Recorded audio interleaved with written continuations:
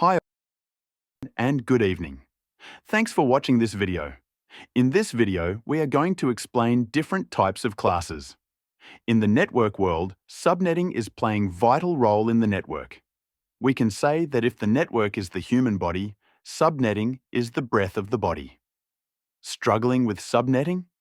Whether you're prepping for certifications like CCNA, diving into network design, or just want to sharpen your IP skills, this video is your ultimate subnetting walkthrough.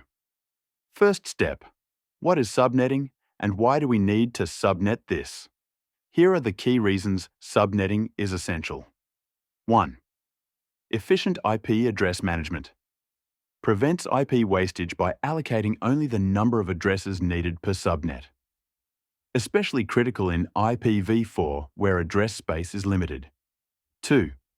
Improved network performance. Reduces broadcast traffic by isolating segments.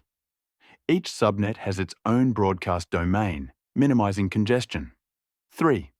Enhanced security and isolation.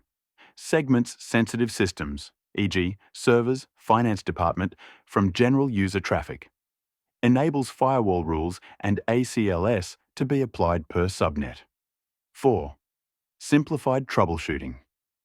Easier to pinpoint issues when networks are logically segmented. Helps isolate faults to specific subnets. 5. Scalability and design flexibility. Supports hierarchical network design, core, distribution, access layers. Makes it easier to expand without redesigning the entire IP scheme. In networking, subnetting is typically associated with IP address classes, especially in IPv4. There are 5 main IP address classes, but only 3 are commonly used for subnetting. Number 1, Class A number 2, Class B number 3, Class C number 4, Class D number 5, Class E. Let's discuss all the classes. Class A range or first octet is 1 to 126. A class default subnet mask 255.0.0.0. This class have millions of hosts. We can identify A class subnet range by checking subnet mask. If subnet mask is mentioned 255.0.0.0, it means belong to a class. Class B range or first octet 121 to 191. B class subnet mask 255.255.0.0. B class user for medium network and thousands of hosts.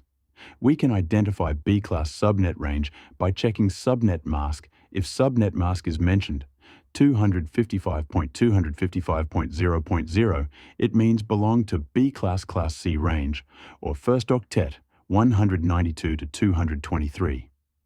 C class subnet mask 255.255.255.0. C class user for small network and up to 254 of hosts.